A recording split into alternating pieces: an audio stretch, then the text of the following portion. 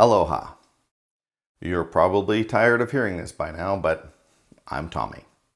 I'll be your host during this 8-part video series, Rise from Fear into Love. This is video number 4, the Law of Attraction. As mentioned in previous videos, these videos are meant to be watched in order. So with this being video number 4, watching the rest should be as simple as 1, 2, 3. Please go back and watch those if you haven't already, as the concepts in this video will build on concepts introduced in previous videos. A link back to video number 1 in this series is linked in the description box below. But for now, put on your scuba gear because we're about to dive deep into the law of attraction. And if you can squeeze a snack into your scuba suit, grab one, because this is going to be a long one. No time for bathroom breaks or intermission. Let's dive in. One of the clearest teachers on this subject is Abraham-Hicks. And if you haven't heard of Abraham, they're definitely worth checking out. I say they because if you're unfamiliar with Abraham, well, Abraham is a group of non-physical entities channeled through Esther Hicks, hence Abraham-Hicks.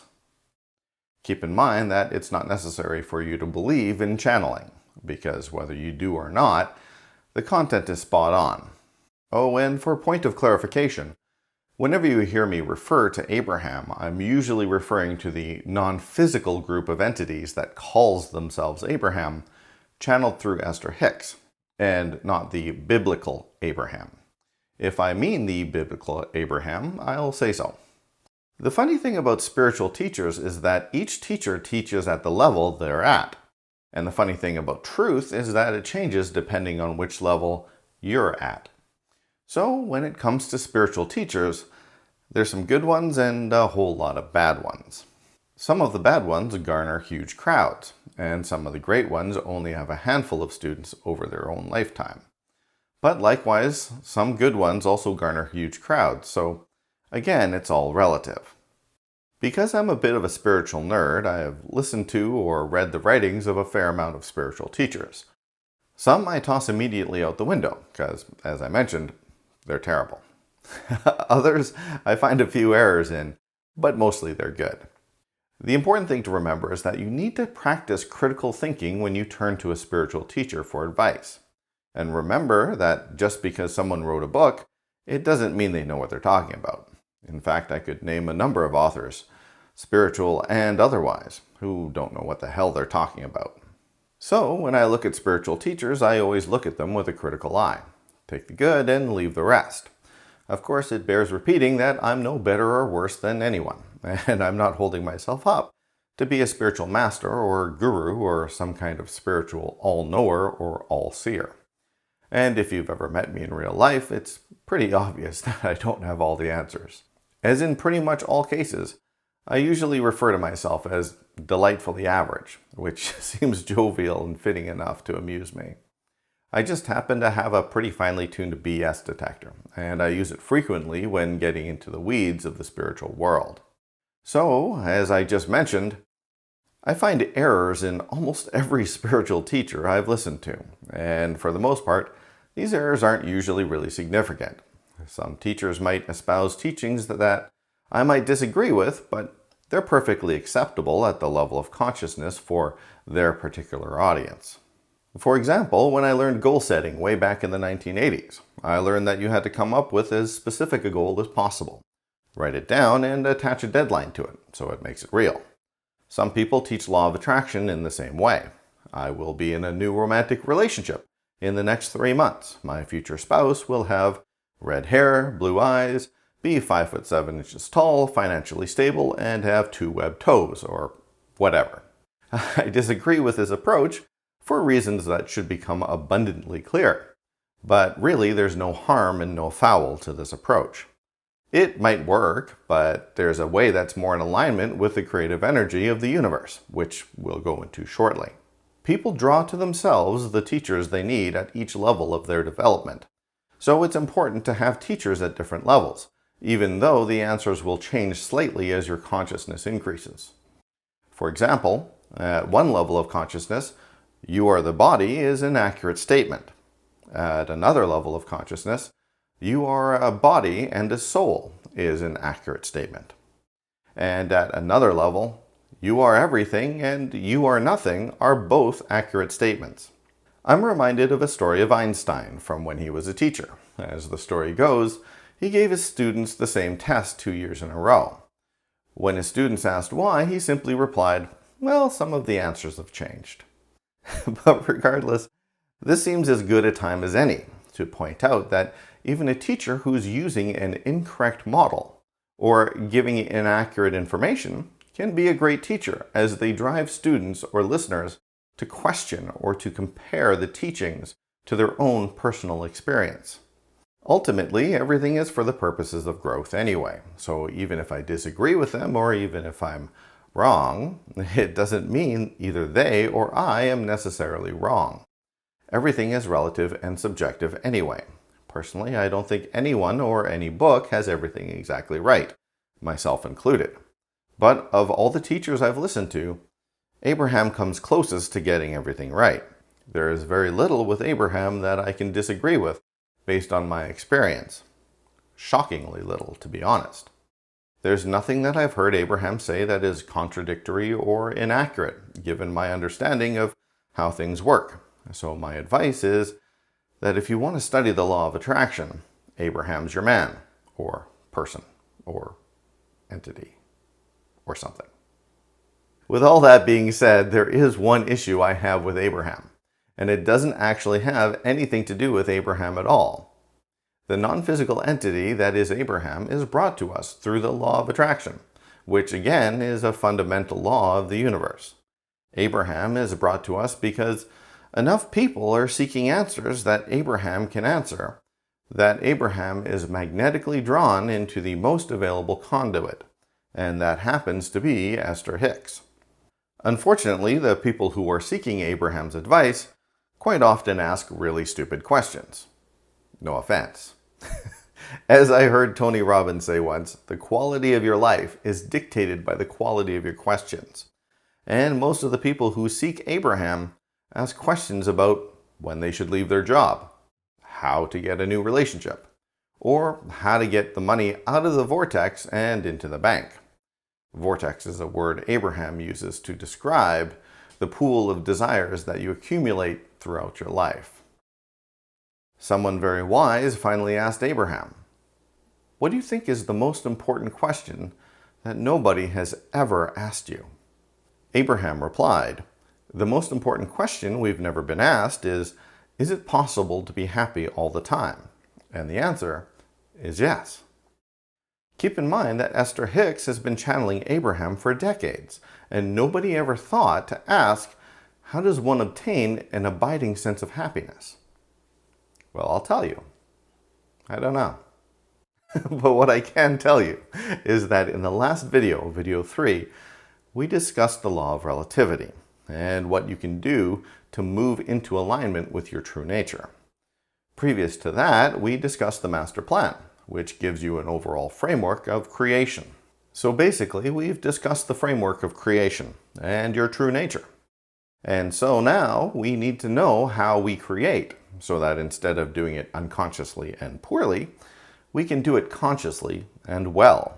But before we get into the weeds of the law of attraction, let me state that I'm not a physicist. So if I've got anything wrong here, my apologies to Neil deGrasse Tyson.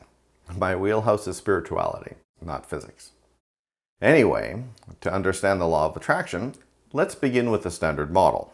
The standard model of physics tells us that there are 4 fundamental forces to the universe. Of course, the standard model doesn't include dark energy, which is what physicists believe is causing the universe to expand at an ever-increasing rate. And if dark energy is causing the expansion of the universe, it may be another force along with the 4 fundamental ones listed shortly. But dark energy, along with dark matter, and the hard problem of consciousness, are 3 of the biggest problems yet to be answered by modern science. So let's table them and dissect what we know. From weakest to strongest, here's what the standard model indicates. Gravity, the weakest of the 4 fundamental forces, holds large objects together, notably planets, solar systems, and galaxies. Electromagnetism, which contains electricity, magnetism, and light, notably affects medium-sized objects. The weak nuclear force is what binds molecules together, and the strong nuclear force is what holds the nucleus of atoms together. So what we've got is gravity, a field of attraction, electromagnetism, a field of attraction, the weak nuclear force, a field of attraction, and the strong nuclear force, a field of attraction, with gravity being the weakest yet binding the largest objects, and the strong nuclear force being the strongest at the subatomic level, binding subatomic particles. Interestingly, we used to think of electricity and magnetism as separate things, and then we realized that it's actually one thing, electromagnetism. We also used to think that space and time were separate things, and now we know they're one thing called space-time. We're also learning that what we thought of as gravity is actually the byproduct of the bending of space-time by material objects contained within space-time. So essentially, space-time, matter, and gravity are all one thing. So the more we examine physical reality, we notice that the things that we thought were separate are actually one thing. And there are those themes again. All things are one thing in different manifestation. Everything is dualistic, with a spectrum in between. Even a biologist will tell you that all life is one life. Are you starting to see how these things all tie in together? If not, stay with me. If we move from the physical into the non-physical, you might start to notice a pattern forming. In the metaphysical realm, people like Robert Monroe and others have discovered one of the fundamental laws of the metaphysical realm. Like energy attracts like energy. Thought is energy. And one stray thought can send you zinging across the metaphysical universe or snap you back in your body. So you learn to keep your thoughts in check pretty quick. In the spiritual realm, everything is love and unity. And what is love if not attraction? So the physical realm is ruled by attraction. The metaphysical realm is ruled by attraction. And the spiritual realm is ruled by attraction. So I think it bears repeating. All things are one thing in different manifestation. For the sake of simplicity in what's already going to be an overly long video, we're not exploring attractive versus repulsive forces. But let's note that attraction and repulsion are a dualistic pair, and leave it at that for now. So you can see that the law of attraction rules all of creation. As Abraham would say, this is a universe based on attraction, not imposition. If you think that things are being imposed on you that you didn't choose on some level of your being, you are incorrect. That's simply not how the universe works. If you think some omnipotent, angry God rules this universe and doles out punishment, squashing people like bugs when they displease him, you are mistaken. You might recall that we discussed the different aspects of love in the last video. And you may have noticed that nowhere in that list did it say that an aspect of love is punishment or retribution. Punishment and retribution are egoic traits, which again is the absence of source. Also, if you were paying close attention, if the law of attraction rules this universe, the law of relativity would suggest that there is another universe ruled by the law of imposition. That would be a logical conclusion, so I would just say that it probably exists, but I wouldn't want to live there. Anyway, in order to understand the law of attraction, it's helpful to double back to enhance our understanding of the metaphysical realm and make note of a few things. The first is that thoughts are things, and that they're not stored in the brain, despite what science might tell you. They're stored metaphysically, in what's typically called the Akashic records. I can confirm this personally because I've been non-physical, and it's very liberating. While my brain stayed firmly ensconced in my skull, my thoughts, memories, and my personality went that-a-way. Away from my brain. Each of those thoughts are vibrating at a different frequency. Lower energy thoughts move at a lower frequency. Higher energy thoughts move at a higher frequency. The brain, at its most basic level, is a transmitter/receiver, much like a radio or a CB or a walkie-talkie. which gathers sense data from the body and passes it to the mind, and takes metaphysical data and passes it on to the body. Second, as a reminder, there is no space in the metaphysical realm. To move somewhere, you simply set your intent to move to a different place. By the way, as an aside, when I had my non-physical experiences, one of the things that I noticed was that it was a little trickier to see, which of course makes sense. You don't have eyeballs, you have energy. You see through your intent to see, and your vision can get a little blurry when you drop your focus, which, needless to say, takes a little getting used to. Third, since there's no time in the metaphysical realm, creation is instant, and all things are eternal. That doesn't mean if you dream up a red sports car in the metaphysical that it stays there forever. In fact, it disappears as soon as you don't need it anymore. But that record stays eternally. Now here's the weird part. That means that all thoughts that are being thought, have been thought, and will be thought already exist, right now, in the metaphysical realm. Yes, even future thoughts that you will have next Tuesday, or say 5 years from now, or in any future incarnation, exist right now. Trippy, right? The natural question is then, does that mean free will doesn't exist and everything is predetermined? Short answer, no. If you want the long answer, just remember that everything is relative. So it depends on what you're asking the question relative to. The longer answer, without the requisite detailed explanation to make it a long answer, is that the answer is yes or no, depending on the context. In order to understand the law of attraction, you have to understand yourself as a multidimensional being, existing in all places at all times, because, as we mentioned, you are predominantly non-physical, and again, there is no time in the metaphysical. So, you have a body that is limited in space and time because it serves you to do so. But you are not limited to the body in which you currently reside. You are much greater than that. Let's take an example. You leave your house in the morning, but you're rushed and don't have time to eat breakfast at home. Since you live within walking distance to work, you have several different options.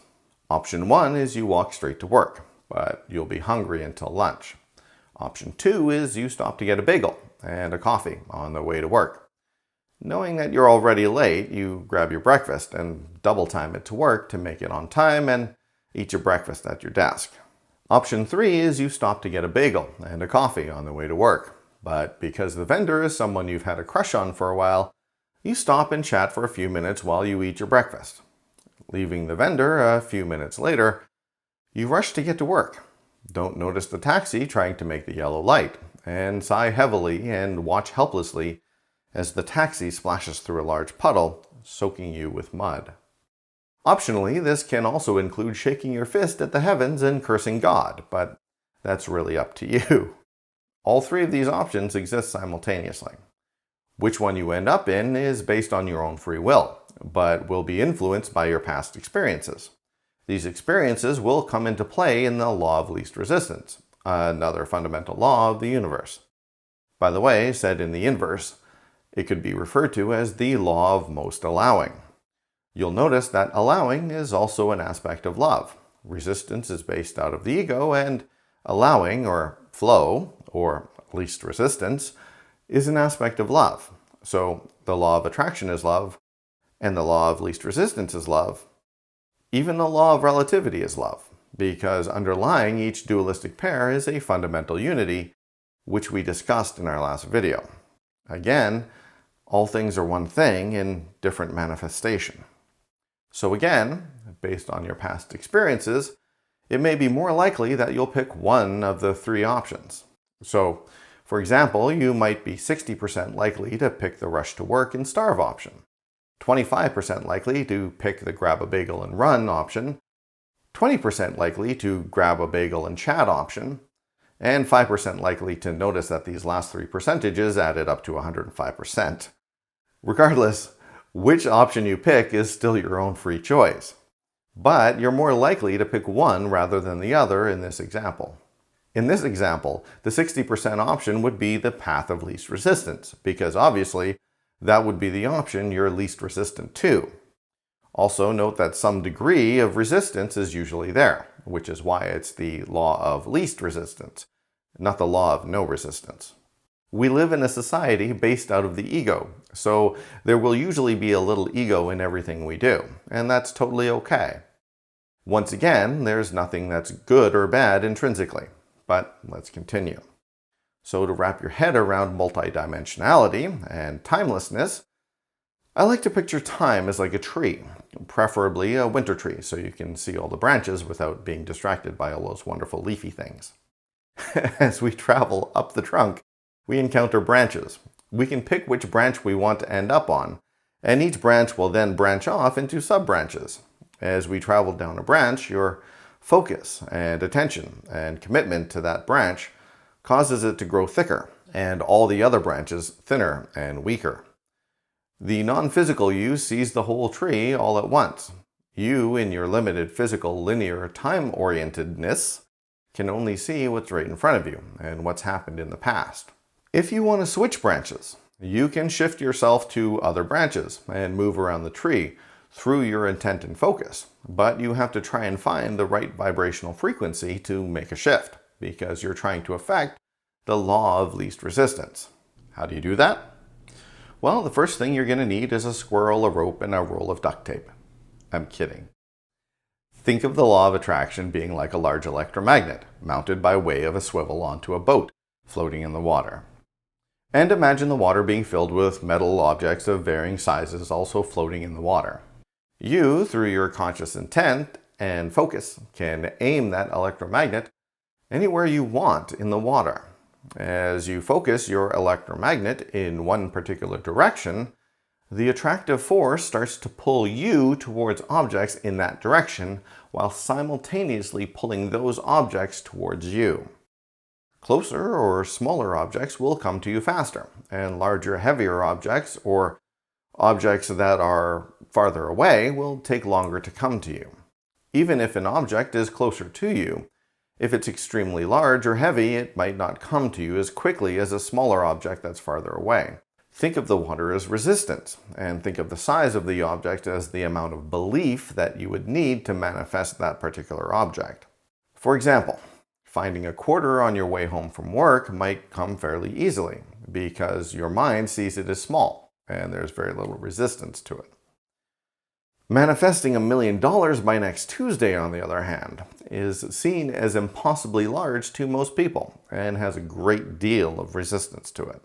The downside is that you've been unconsciously aiming your electromagnet in one particular direction for your entire life.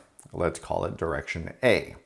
So here you are floating through life, plowing into metal doodad after metal doodad. And as your electromagnet is drawing the metal thingies to you, you're being drawn to them, so you're generating an awful lot of momentum. And you're thinking, well, this sucks. I hate these particular metal thingamabobs. I want to do something different with my life. So you spin the electromagnet in a different direction. Let's call it direction B. What most people fail to realize is that you've still got momentum going in direction A, which you've spent a lifetime accumulating. So as you try to change to direction B, the metal whatsits from direction A still hit your boat. You then use that as evidence that the plan was flawed, and you give up and point the electromagnet back where it was, because at least you know what you're going to get in that direction. And the ego is way more comfortable with more of the same. You also get to tell people that you tried and failed, which generates sympathy, which the ego also enjoys. So, in one sense, failing is winning to the ego. The point is that you've got to give your boat a chance to slow down and then change direction.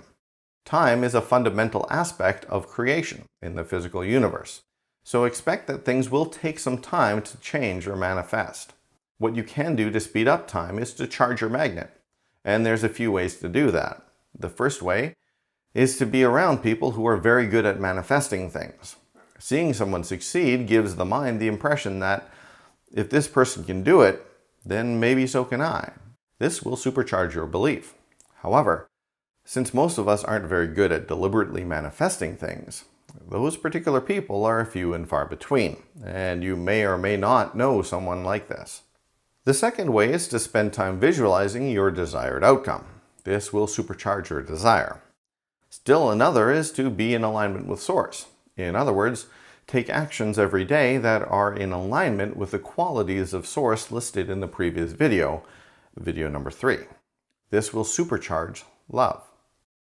I'll talk more about belief, desire, and love, and why they're important in a few minutes. But for now, we need to discuss several aspects of the law of attraction that I think don't get enough press, and this seems as good a time as any to talk about them. First, there's a crucial point that needs to be made about creation and manifestation.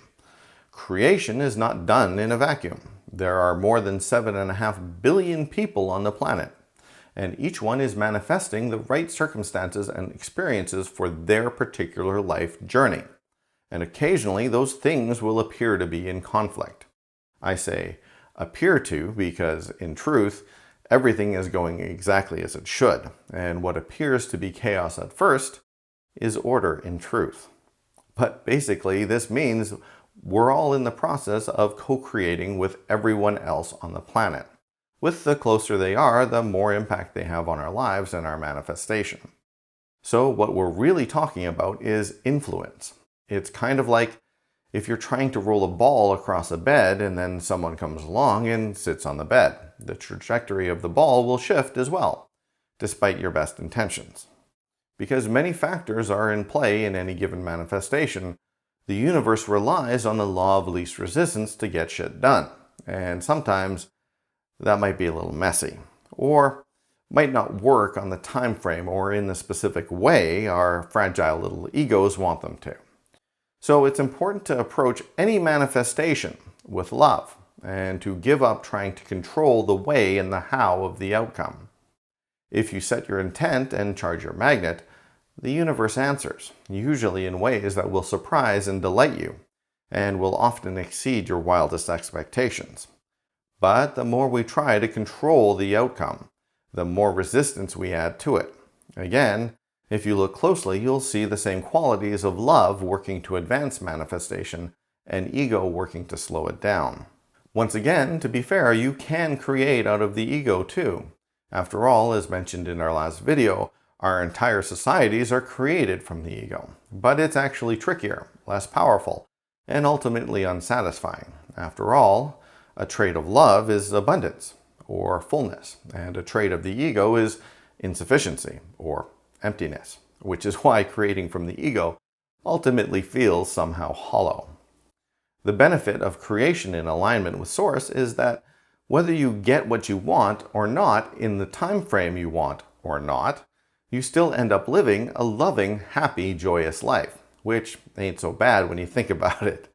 So, because everything is both true and false relatively, it also bears noting that it's both true to say that you can create anything you want, but also true that you can't create anything you want, especially when it involves some of the other 7.5 billion people on the planet. One thing I disagree with spiritual teachers about is that they like to say that you can create anything. Well, to be fair, I agree and I disagree. If, for example, I wanted Zoe Saldana to be my girlfriend, well, she has her own free will, and I don't even know her, so the odds of that happening are pretty slim, especially if I'm not her type. Is it possible? Theoretically, but I'm not here to blow smoke up your back door. I'm here to speak as honestly as possible. And yet, as Conversations with God points out, every prayer is answered, and a prayer is just a thought you continue to think. Abraham says that a belief is just a thought you continue to think. So you can actually think of belief and prayer being the same thing. So every prayer or belief is answered as long as you continue to think about it. Now the skeptics in the audience are saying, bullshit. I prayed for my dad or my kid or my husband or whoever not to die, and they died. So your argument is invalid. Again, the answer is more complex than that. First, no one ever dies, a topic which we touched on in video number 2, and we'll explore more in video number 5 on life, death, reincarnation, and karma. Second, you can't interfere with another person's free will. They'll go when they want to go. You can beseech them at a soul level, and they may respond and stay a little while longer. But ultimately, the other person will decide when they choose to leave this incarnation. Third, the universe is responding not to your thoughts, but to your vibration. And what you're doing is not so much commanding the universe, but influencing it in one particular direction or another. It's more like a cosmic dance than a military institution. No one is giving commands. But let's take another example, one that doesn't involve the loss of loved ones. As of the making of these videos in 2019, Dancing with the Stars is my favorite show, and has been for about the last decade. Because let's face it, it's the greatest show in the history of television. Well, relative to my preferences anyway. Yours maybe not so much. But let's say I wanted to be on Dancing with the Stars, because who wouldn't? My two options are as a professional dancer or as a minor celebrity. At 46 years of age at the time of this video, my chances of becoming a professional dancer are slim and none. And since I'm not even internet famous, my odds of being a D or E-list celebrity are slim and none too. So if I wanted to be on the show, I'd have to work on becoming barely famous enough to petition the show to be on it and make it worthwhile to their audience. By the time it took me to do this show would probably be over. It's been on for more than 14 years now, and it's probably winding down. So bottom line is, it's probably not going to happen. Is it possible? Of course. Is it likely? Probably not. But let's say I really wanted it, which I'm not going to lie would be kind of badass. What am I really asking the universe for? What is the vibration I'm putting out? Really what I want to do is hang out with some really cool people, have a really fun time, and learn how to dance without having to pay for lessons. That can manifest in many, many different ways, but as long as I'm trying to control a Dancing with the Stars specific outcome, I'm going to be blocking myself by adding a ton of resistance and not allowing the universe to flow in my favor. On the other hand, if I simply set my intention and don't try to control the outcome, I allow the universe to flow and guide me in the right direction. I mean, I have a vague idea of what I'd like, I have a few preferences, but I always allow the universe to surprise and delight me. I move in the general direction of what I want, as I feel guided to it, and as I move in that general direction, the goal becomes clearer and clearer. But the goal is more like a checkpoint or a mile marker. I pass it on the way to bigger and better things, and as I pass it, I pick up my goal and put it in my pocket, whistling a happy tune. If I wanted to drive to Toronto, I don't have to picture it clearly in my head. I just have to start heading in the general direction of Toronto. As I get closer to Toronto, it becomes clearer, and I can see and make out details and decide what I want to do when I'm there. Reaching Toronto is just a mile marker on the way to more and more interesting things. My car will tell me when I need to stop for gas. My body will tell me when I need to rest. And I can simply enjoy the trip. I may even start on my way to Toronto, stop in Winnipeg, and then decide to turn around and head home. In that way, I'm never really attached to anything. I don't try to control the outcome. I go where my guidance tells me to go, and enjoy the process of the universe unfolding before me. If I don't get to Toronto in this lifetime, then maybe in my next lifetime, I'll choose to be born in Toronto so I can explore the city. But I may not. I may change my mind and never do it. But if you give up control, you'd be surprised at what the universe will bring to you. You'll usually find that the universe has much greater things in store for you than you ever imagined. In his book, Real Magic, Ancient Wisdom, Modern Science, and a Guide to the Secret Power of the Universe, quite the title, author Dean Radin notes a particularly interesting case of manifestation. Radin was trying to manifest certain very expensive equipment for him to conduct psychic experiments with, but couldn't afford. He ended up leasing an office space, and shortly after he moved in, he noticed that the placard for the office next to his had the letters PSI on it. He assumed it was an acronym, but since Radin was conducting experiments on psychic phenomenon, or psi for short, his curiosity soon got the better of him, and he knocked on the door. When the occupant opened the door, Radin was greeted with a man who just about fell over at the sight of him. Turns out his neighbor was trying to manifest Dean Radin. The person who ended up leasing the office next to Radin's was also interested in psi research and was trying to manifest Radin as a sign from the universe that his experiments were on track. So when Radin showed up at his door, he was just a tiny bit surprised, considering that no one even knew what city Radin had an office in. And some of you may have already guessed where this is going, but it turns out that the occupant of the office next door to Radin's office also happened to have the exact equipment Radin was trying to manifest. All Radin had to do was focus on the equipment he wanted and listen to his guidance. All his neighbor had to do was focus on meeting with Radin and listen to his guidance. The how and the where and the way were all left up to the universe to sort out. So, even though I started this video series off by saying this is not a video series on how to manifest a new car or a new relationship or Dean Radin or Zoe Saldana or Dancing with the Stars for that matter, I'm going to explain one way of how to do it, just so that you can understand the basic mechanics.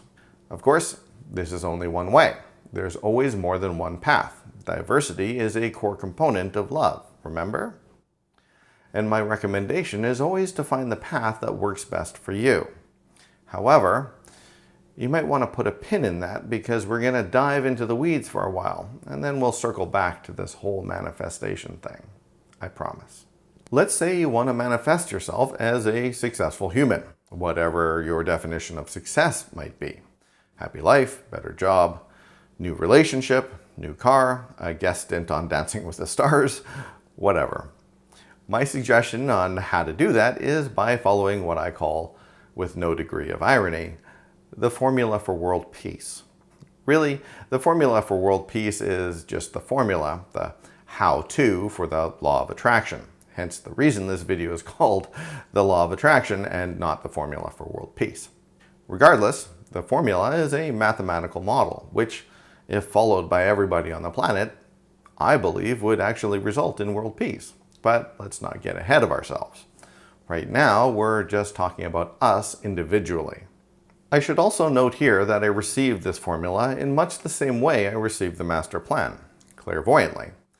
It simply popped into my head fully formed, and I knew claircognizantly that it was to be called the formula for world peace. Sounds weird? Yeah. But in my line of work, you get used to weird.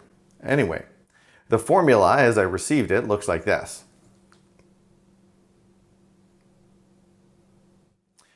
But because there's nothing I can't make more complicated, I modified it so that now it looks like this. In English, this reads as bracket intent times desire times belief, close bracket, plus love equals law of attraction. There's also a hidden variable, which we'll get to in a minute. But for now, let's examine what we have. In order to manifest anything, it should be fairly obvious that one has to first have an intention to do so. Secondly, it's important to have a desire to do so. Third, you absolutely must believe that it is possible. And then you sprinkle in a tiny bit of love, and this invokes the law of attraction. If your intent, desire, or belief equals 0, then nothing is going to happen. Love is almost like a multiplier.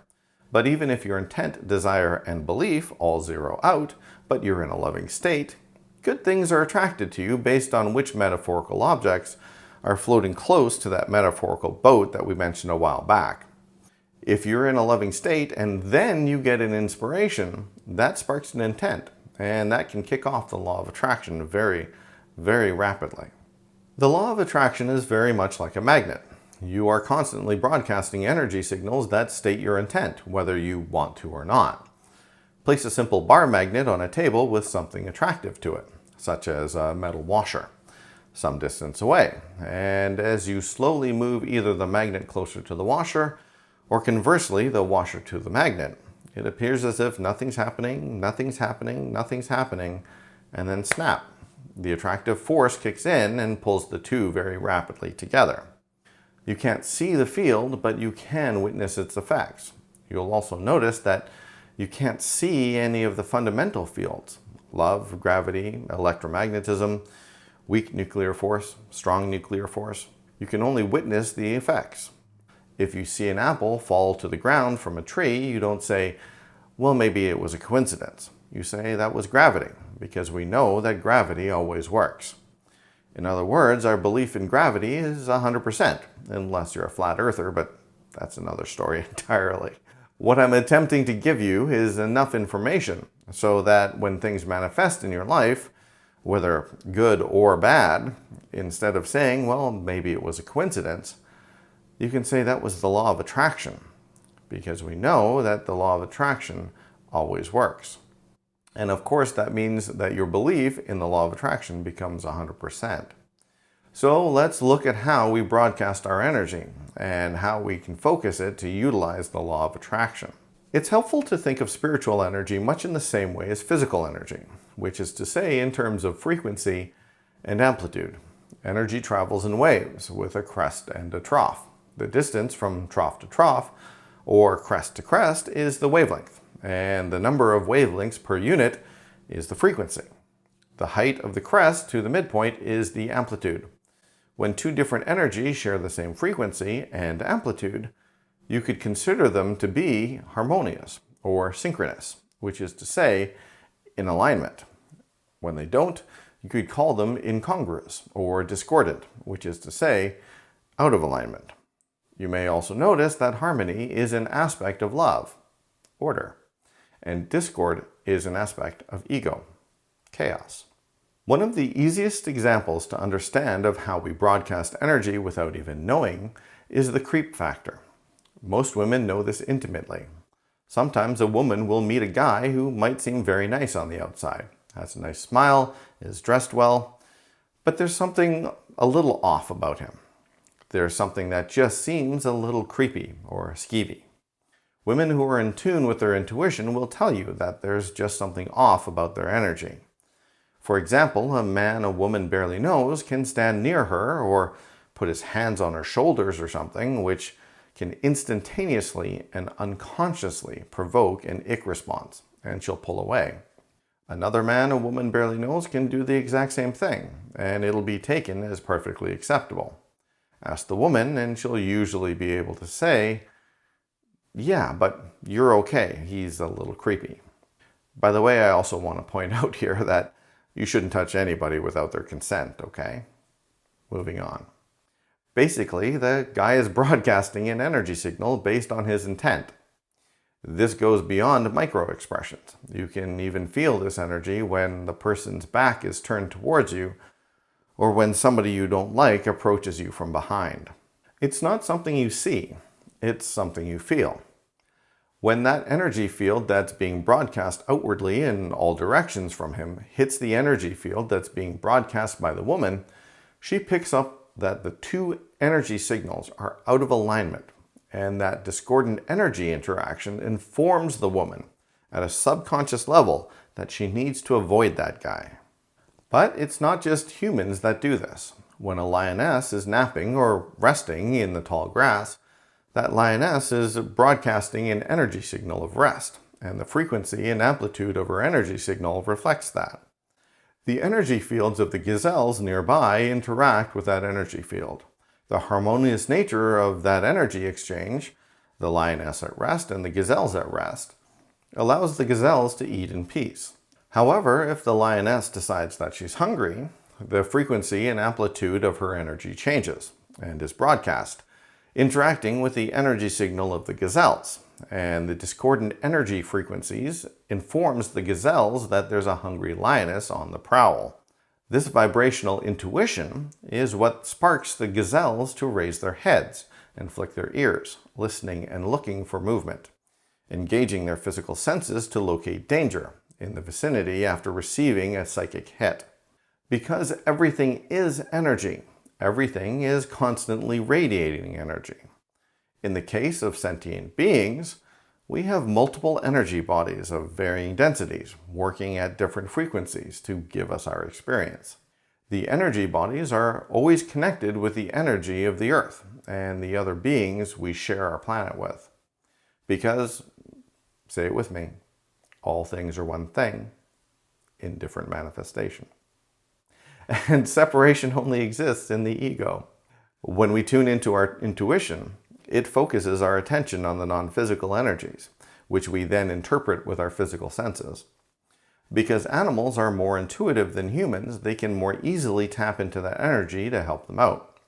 It's because of this connection that certain animals can sense when an earthquake is going to happen or when someone is going to die.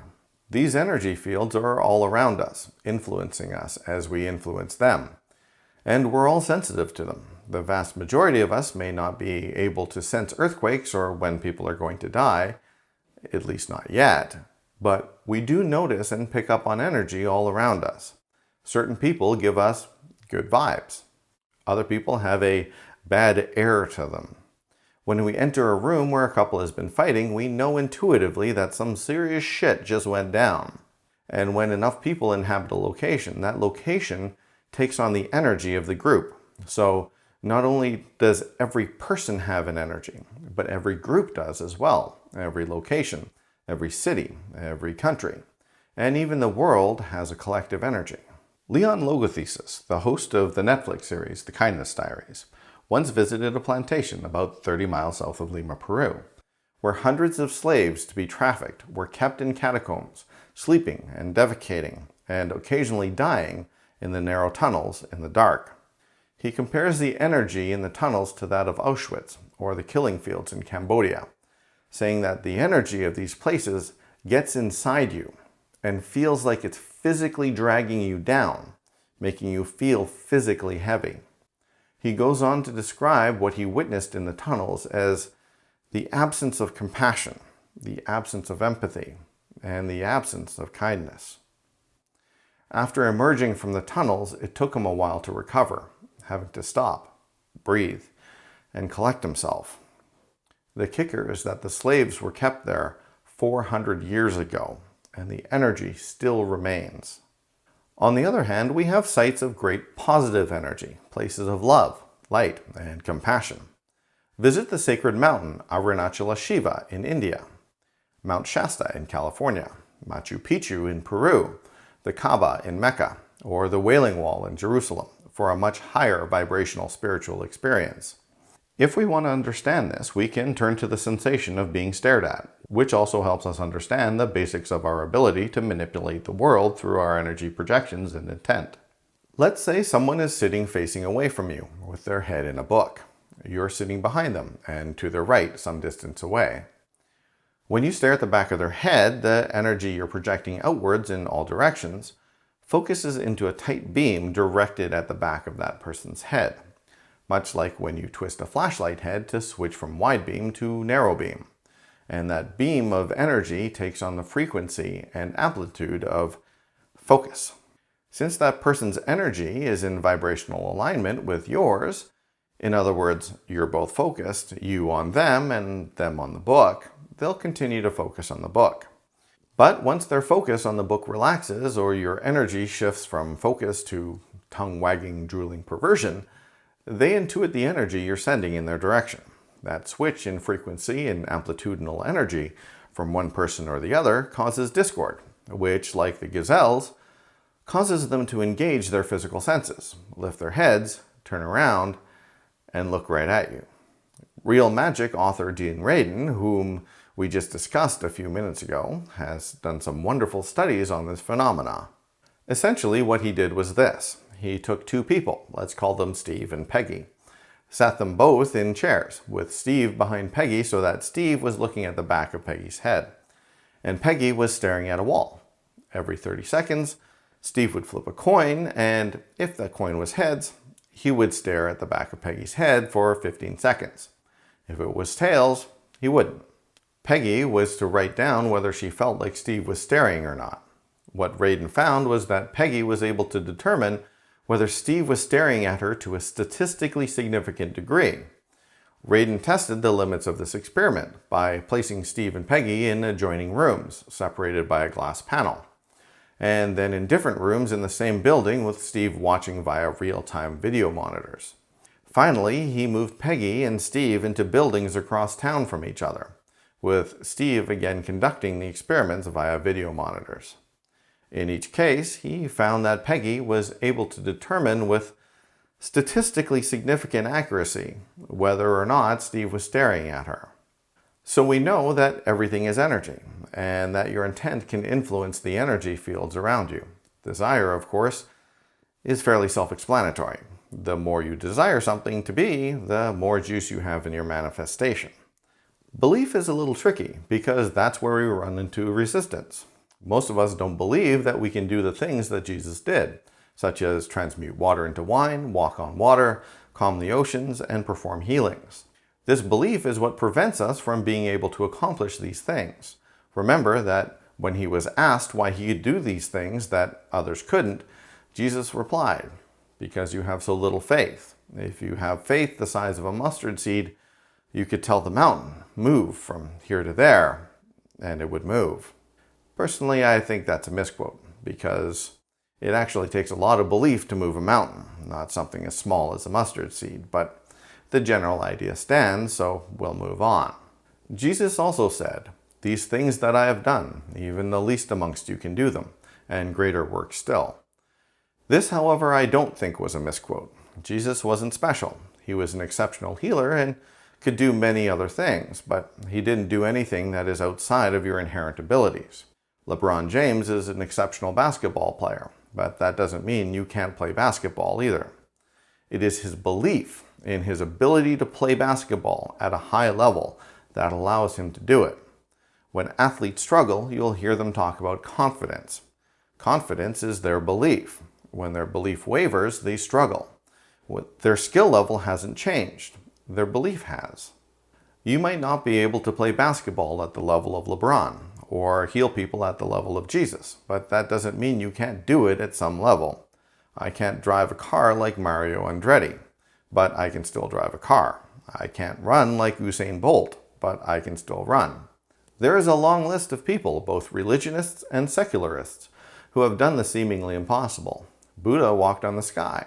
St. Francis of Assisi, St. Joseph of Cupertino, and St. Teresa of Avila have all been reported to have levitated in states of divine communion.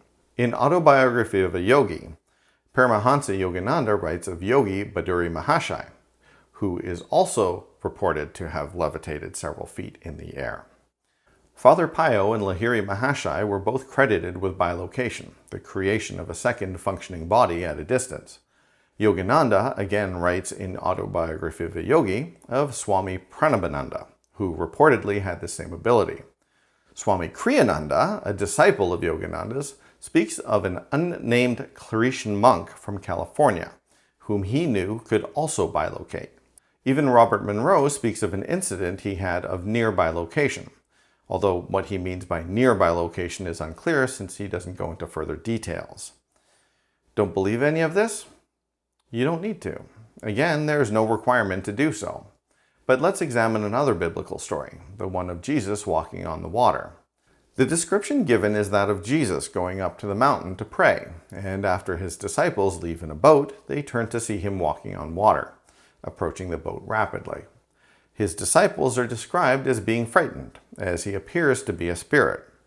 Christianity doesn't have a formal meditation practice. My suspicion, in knowing what I know about Jesus' teachings, is that rather than going up to the mountain to pray, he actually went up to meditate. There's a lot of evidence to suggest that during the missing 18 years of the Bible, the man called Jesus traveled to Egypt, Iran, and India to study in the mystery schools, where he certainly would have learned to meditate. By my guess, what the disciples saw was an astral projection of Jesus' astral, or subtle, or metaphysical body, which has the benefit of traveling great distances and having very little weight, making it easier to walk on water. I myself have left my body while meditating, and I can tell you, when you leave your body, everything seems brighter, like everything is made of light. Those who witness angelic beings often describe them as being bright and etheric, as if made of light. My intuition is that whenever you read an account of Jesus surrounded by light and wearing clothes of the purest white, they're witnessing an etheric or astral projection. Likewise, when the disciples witnessed Jesus meeting with Elijah and Moses, both of whom were dead at the time. And Jesus is described with a face shining like the sun and clothes made of light. Sounds again like an astral projection to me. The only way that Jesus could meet with two dead people would be as non-physical beings. The disciples, being surrounded by the energy of Jesus, would presumably have been able to witness such a gathering, as they witnessed Jesus walking on water, since it appears that some people can see into the non-physical simply by being close to someone highly connected to spirit. In other words, their vibrational attunement to spirit raises your vibration by your proximity to them. We'll take another look at this idea when we talk about Edgar Cayce's unusual life in video number 5.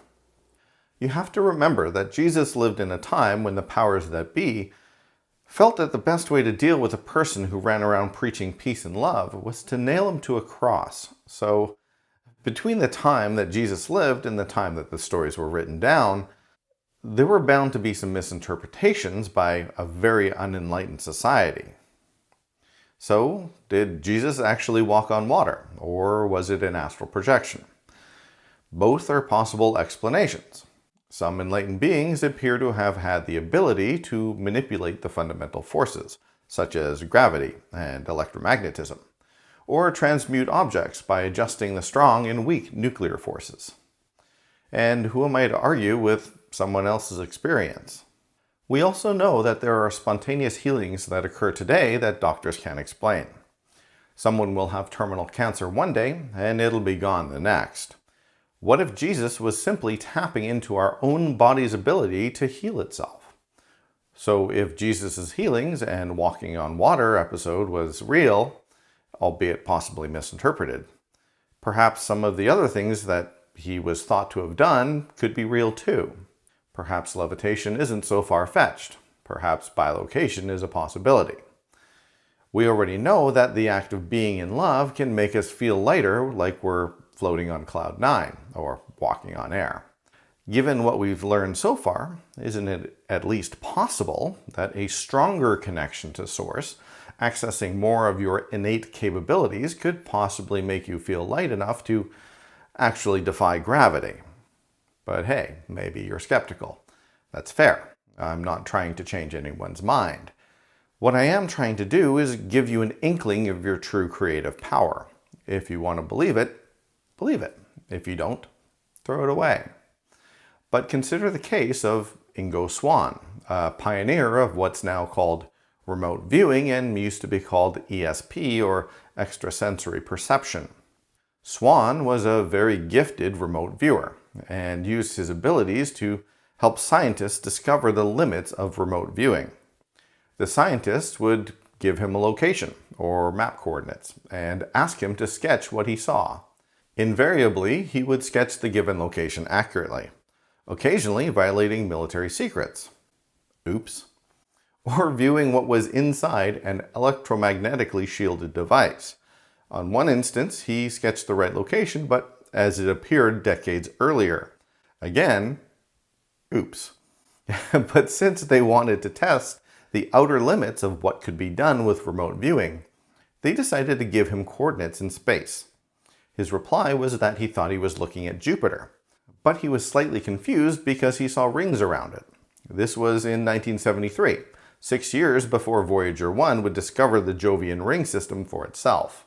So if you remember that the soul contains the mind, the subtle bodies, and the physical body, what's actually happening during remote viewing is that one of the subtle bodies leaves the mind and moves to a different location in space. Since time doesn't exist in the metaphysical realm, it's absolutely no problem for the subtle body to view something that happened decades earlier. Also, everything you create exists within the soul. So if your physical body is here on Earth, and one of your subtle bodies is floating somewhere near Jupiter, your soul is stretching roughly 600 million kilometers, or about 40 light minutes to contain it all. In short, your soul is huge, and it's immensely powerful.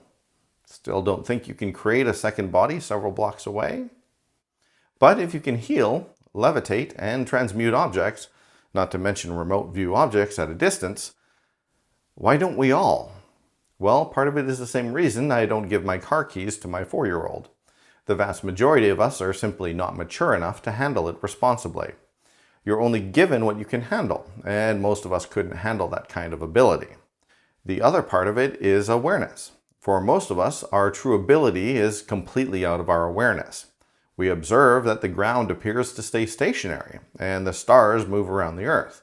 So we assume that the Earth is the center of the universe. And that mindset works for a while. It's accurate, relatively, but it also creates some problems. We see that the planets seem to zigzag across the sky rather than follow the path of the stars. So we come up with a super complicated way to explain it. But then along comes Copernicus and Galileo with his telescope, and we suddenly have a new way of looking at the world, a more accurate heliocentric model, which explains the movements of the planets. It took the church 300 years to finally acknowledge and accept the heliocentric model. It's taken millennia for us to even begin to understand that the phrase, "that which I have done, even the least among you can do, and greater work still," means that Jesus was no more special than you or I. We live in a world based in ego, which is designed to lie to us and limit our existence, so that we ignore the truth about our unlimited existence. In his autobiography, Yogananda speaks to a monk who can produce fragrances out of thin air and attach them to other things such as a scentless flower or someone's hand.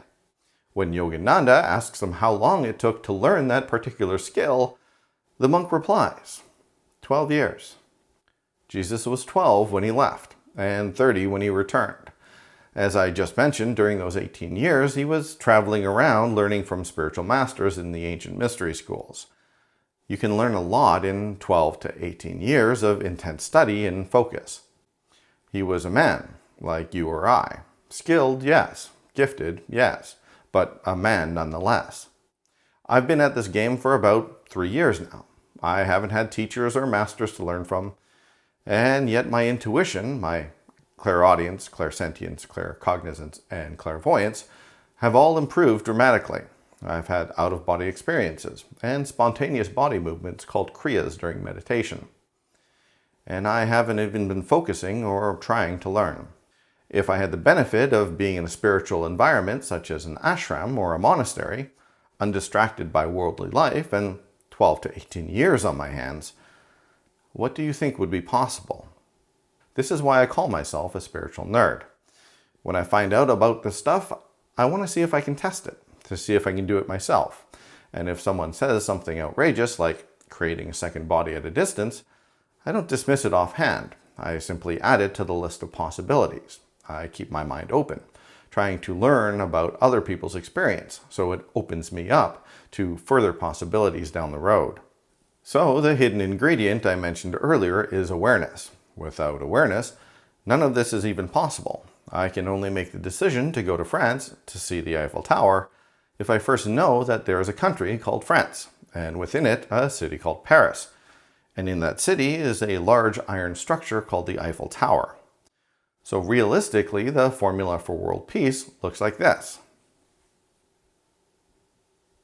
Or, bracket, awareness times bracket, intent times desire times belief, close bracket, plus love, close bracket, equals law of attraction. By telling you all my crazy stories and sharing examples with you, I'm hoping to raise this into your awareness so that if you so choose, you can recognize that you've been arguing for your limitations all along, and then decide that what you want to do is explore the outer edges of your creative ability. The reason it's called the formula for world peace is that if everyone committed to understanding it and using it, world peace would be the natural outcome, because love is a key component. If love is present, by which I mean highest love, or divine love, obviously, everything that comes out of it has a naturally high vibrational state.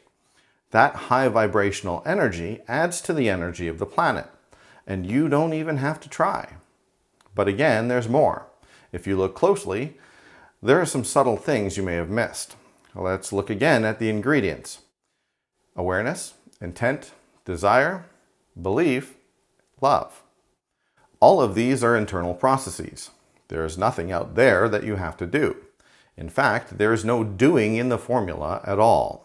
This is an internal process. This is the process of turning inwards and getting yourself into alignment first, and then performing your creative actions from a state of alignment or attunement to your true nature. As Jesus famously said, "Never let it be said, lo here or lo there, the kingdom of heaven lies within." It's ironic that Christians think that heaven is somewhere outside of themselves, which they have to earn their way into, since Jesus was pretty specific. He also said, "Seek ye first the kingdom of heaven, and all else shall be added unto you." Was he not just speaking of the law of attraction, or the formula for world peace? The Bhagavad Gita says it this way: once established in yoga, then perform action. Yoga means union, and in this case refers to unity consciousness, Christ consciousness, or alignment with your higher self. Isn't that just the same thing that we've been talking about? Once you get into alignment with Source, or are established in the kingdom of heaven, or yogic union, as Jesus and the Gita said respectively, in that state of flow, unity, and joy, you will naturally be inspired to take action towards what you want in life, be it a red sports car, or a new relationship, or a new house, or world peace. First, turn your focus inward, connect with the love that is who you are, and then birth your creation outwards into the world as your guidance leads. If you want to change your life, this is how. If you want to change the world, this is how. The formula for world peace is the exact same as the formula for inner peace. It is an inner journey, turning your attention away from the trappings of the illusory external world and focusing on your inner truth, that you are love. Love never tries to control, so it should go without saying that you should never go out and force world peace on others.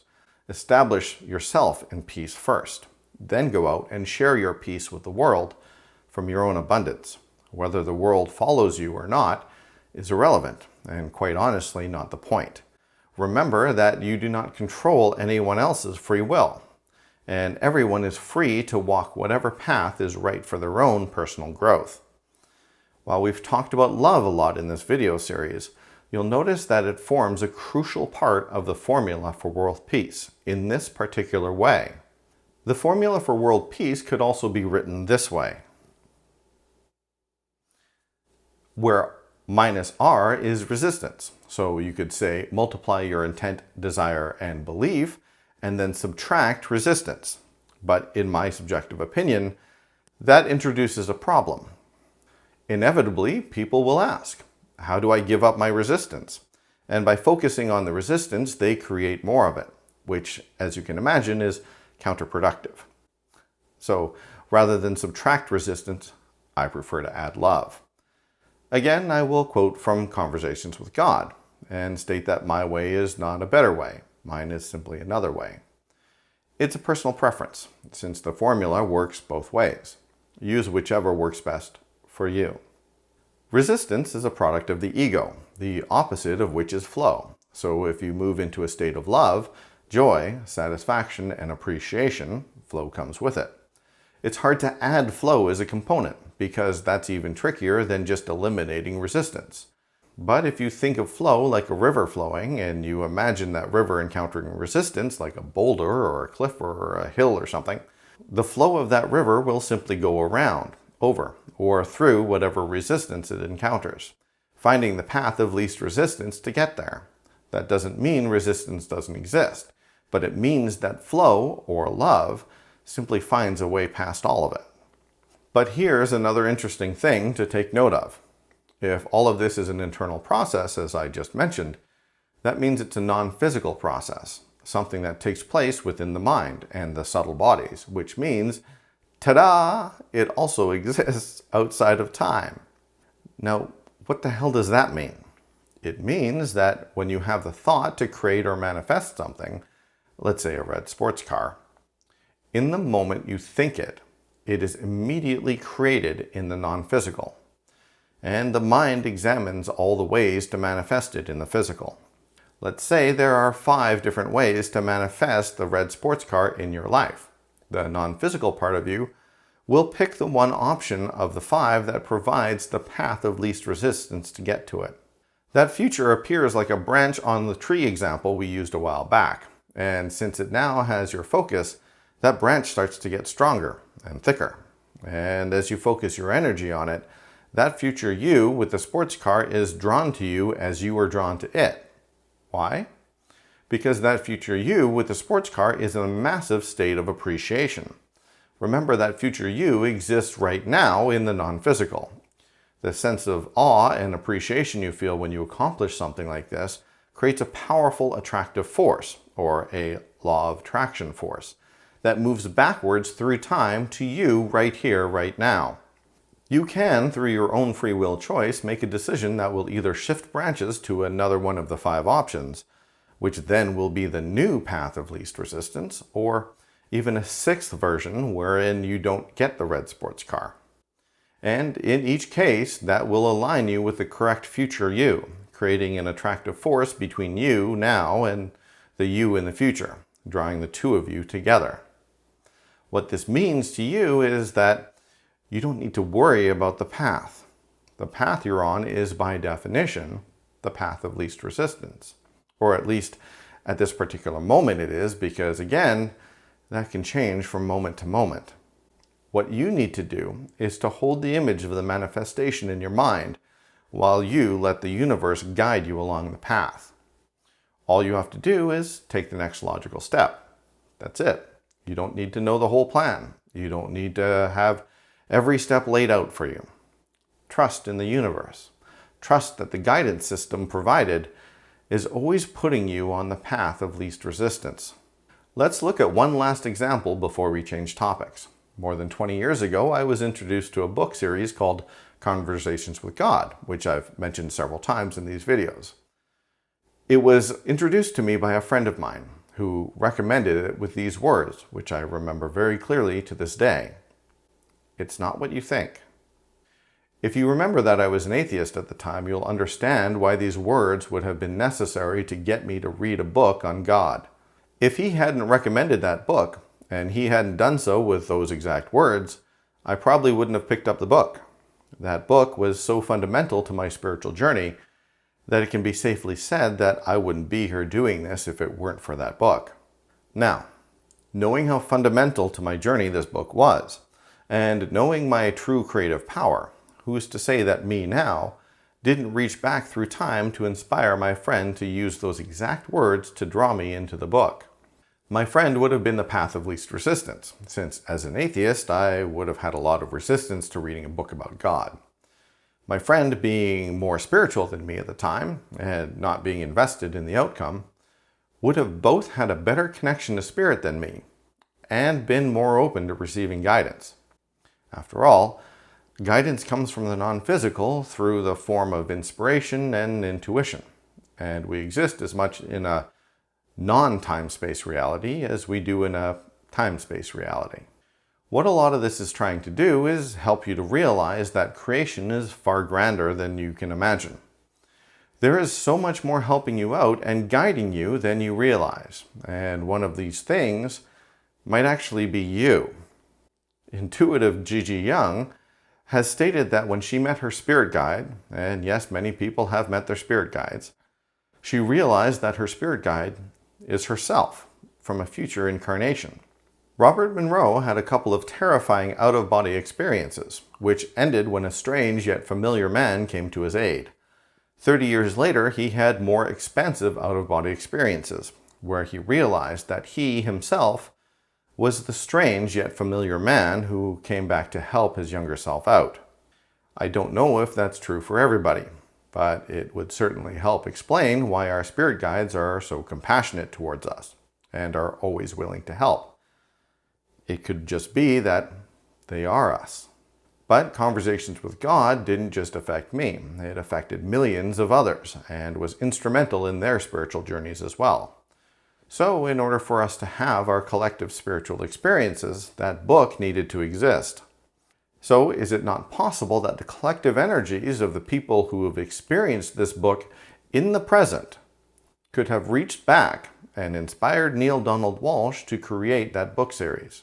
In the book series, God states, "Yes, I am God, as you now understand him. I am Goddess, as you now comprehend her. I am the conceiver and the creator of everything you now know and experience. And you are my children, even as I am the child of another." This puzzles Walsch as he ponders whether he's actually talking to God, or if God has a God. But what if the God that Walsch was speaking with was simply the collective consciousness of all the people who would eventually read the book? Are we not collectively the conceivers and creators of everything we now know and experience? And aren't we the child of another greater consciousness? What if the God that Walsch spoke to was the collective consciousness of humanity from a future date, who needed the book in manifestation for their own spiritual evolution?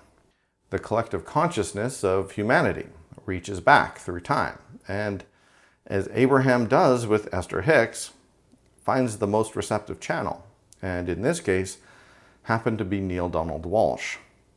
If I remember the story correctly, Walsch even mentions in one of his books that as he was writing Conversations with God, his daughter attended a lecture by another author, who mentioned that he was writing a book about a man who is having a very long conversation with God, describing the exact book that Walsch was writing. This particular author was a fiction author, so his book was going to be a fictional one. But when Walsch's daughter told this author about her father's book, they chatted, and the author agreed to promote Walsch's book instead, which he said was not only more complete than the author's, but better as well. So we get back to the understanding that every thought that is being thought, has been thought, and will be thought, all exists simultaneously, right now, in the non-physical. Anyone vibrating at the right frequency who is receptive and in alignment can access that information. The books that Neale Donald Walsch wrote were written before they were finished. They existed, complete and finished, in the non-physical. Walsch's alignment with the book that was already written attracted the information to him, and he brought them into physical manifestation. As God says, "Even before you have asked, I will have answered." And this brings me back to the question that started off this video series. Is The Simpsons creator Matt Groening a time traveler? Again, without knowing him personally, the answer is yes and no, because of course, everything is relative. What creative people do is get into alignment with their higher being and release resistance. They get into a state of flow. This attunes them to a certain vibrational frequency, which allows them to access information that already exists in the Akashic records, in the same way that psychics do. But to answer the question that we began this video series with, to the best of my knowledge, no, Groening is not a time traveler, or at least no more than any of us. That doesn't mean that he and the writers of The Simpsons aren't very creative. Occasionally, creative types access future information that they don't know is future information, by the very nature of the law of attraction and the Akashic records, as we've outlined in depth in this video. So even though future information exists already, our own free will choices are affecting them, and future information is always based on likely possibilities. If I tell you you're going to win the lottery next Wednesday, you still have the free will to refuse to buy a ticket. Why you would do that, I don't know. But consider the 1898 novella, The Wreck of the Titan, written 14 years prior to the sinking of the Titanic. The novella describes an unsinkable ocean liner named Titan, the largest ship afloat at the time, which sinks in the North Atlantic after striking an iceberg. The Titan is similar in size and water displacement to the Titanic, and likewise didn't contain enough lifeboats for all the passengers. This could be a case of the author accessing information from the Akashic records of a likely future possibility. Or it could simply be that the author was aware of what was going on with shipbuilding at the time and then speculated what would happen if ships continued to go out to sea with insufficient lifeboats. Or it could be a combination of the two. Still, the similarities between the Titan and the Titanic are pretty astounding. But if it is true that all information is stored in the Akashic field, That would explain why sometimes two people who have had no contact with each other, living halfway across the globe from each other, both invent the same thing or solve the same problem in the same way at the same time. The non-physical is, for lack of a better word, seeded with information, and those who are receptive at the time are inspired to receive it. So is it possible that the God that Walsch speaks to in Conversations with God is us? I don't know. But listen to this exchange from Book 1. God says there is no limit to what you can become. Walsch replies, "You mean I can even become, dare I say it, a god just like you?" God replies, "What do you think? Can you conceive of yourself as one day being a god?" To which Walsch responds, "In my wildest moments." In reply, God says this, "Good. For I tell you this, you are already a god. You simply do not know it. Have I not said, ye are gods? Are you starting to sense your true power yet? Are you starting to see your true capabilities yet? Are you starting to see what you can create? If not, you're in for a treat in our next video, as we discuss how you create your life as we explore life, death, reincarnation, and karma. Thank you for watching this video. I hope that you found it entertaining and informative. If you have any questions about the law of attraction that haven't been answered in this video, please feel free to comment below. And if you think this video would be of interest to others, please like, share, comment, or subscribe. See you soon.